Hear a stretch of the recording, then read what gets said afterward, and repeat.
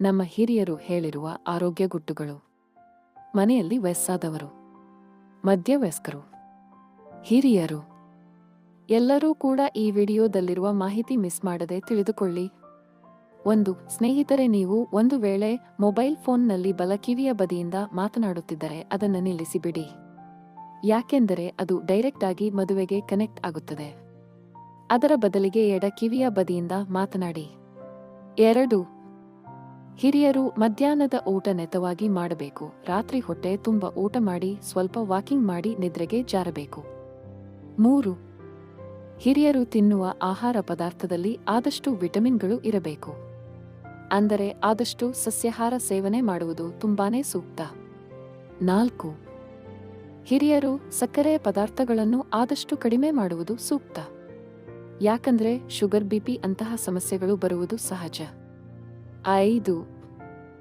ಧೂಮಪಾನ, ಮದ್ಯಪಾನದಂತಹ ಕೆಟ್ಟ ಚಟಗಳಿಂದ ದೂರ ಇದ್ರೇನೆ ಆರೋಗ್ಯ ಚೆನ್ನಾಗಿ ವೃದ್ಧಿ ಆಗುತ್ತದೆ ಮತ್ತು ಹಾರ್ಮೋನ್ಗಳ ಇನ್ಬ್ಯಾಲೆನ್ಸ್ನಿಂದ ಬಚಾವಾಗಬಹುದು.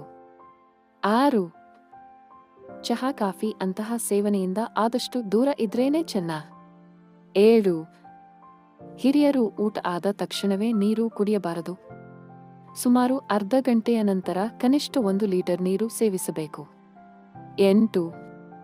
65 ರಿಂದ 70 ವರ್ಷದ ಹಿರಿಯರು ಪ್ರತಿದಿನ ಸಾಯಂಕಾಲ 6 ಗಂಟೆಗೆ ತಪ್ಪದೇ ವಾಕಿಂಗ್ ಮಾಡುವುದನ್ನು ರೂಢಿಸಿಕೊಳ್ಳಿ. ಇದರಿಂದ ನಿಮ್ಮ ಆರೋಗ್ಯ ಬ್ಯಾಲೆನ್ಸ್ ಆಗಿರುತ್ತೆ.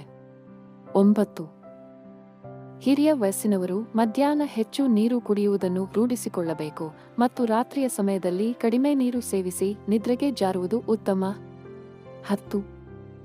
ಎಣ್ಣೆ ಪದಾರ್ಥಗಳಾದ ಪೂರಿ, ಚಪಾತಿ ಮತ್ತು ಎಣ್ಣೆಯಲ್ಲಿ ಕರಿದ ಪದಾರ್ಥಗಳನ್ನು ಆದಷ್ಟು ಕಡಿಮೆ ಸೇವಿಸಿ. 11. ಹಿರಿಯ ವಯಸ್ಸಿನವರು ಹೊರಗಿನ ಪದಾರ್ಥಗಳನ್ನು ಸೇವಿಸಲೇಬೇಡಿ. ಹೋಟೆಲ್ನಲ್ಲಿ ತಿಂಡಿ ತಿನಿಸುಗಳನ್ನು ಆದಷ್ಟು ಕಡಿಮೆ ತಿನ್ನಿ. ಯಾಕೆಂದರೆ ಅಲ್ಲಿ ಮಾಡುವಂತ ಅಡುಗೆಯಲ್ಲಿ ವಿಟಮಿನ್ಗಳ ಕೊರತೆ ಇರುವುದರಿಂದ ಅದು ಆರೋಗ್ಯಕ್ಕೆ ಹಾನಿ ಉಂಟು ಮಾಡುತ್ತದೆ. 12.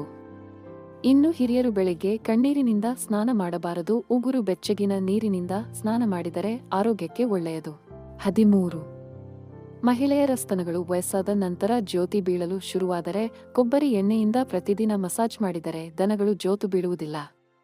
ಸ್ನೇಹಿತರೆ, ಈ ಮಾಹಿತಿ ನಿಮಗೆ ಇಷ್ಟ ಆಗಿದ್ರೆ ವಿಡಿಯೋನ ಲೈಕ್ ಮಾಡಿ ಹಾಗೂ ಇದೇ ತರಹದ ಉಪಯುಕ್ತ ಮಾಹಿತಿಗಳಿಗೋಸ್ಕರ ನಮ್ಮ ಚಾನಲ್ ಅನ್ನು ದಯವಿಟ್ಟು ಸಬ್ಸ್ಕ್ರೈಬ್ ಮಾಡಿಕೊಳ್ಳಿ.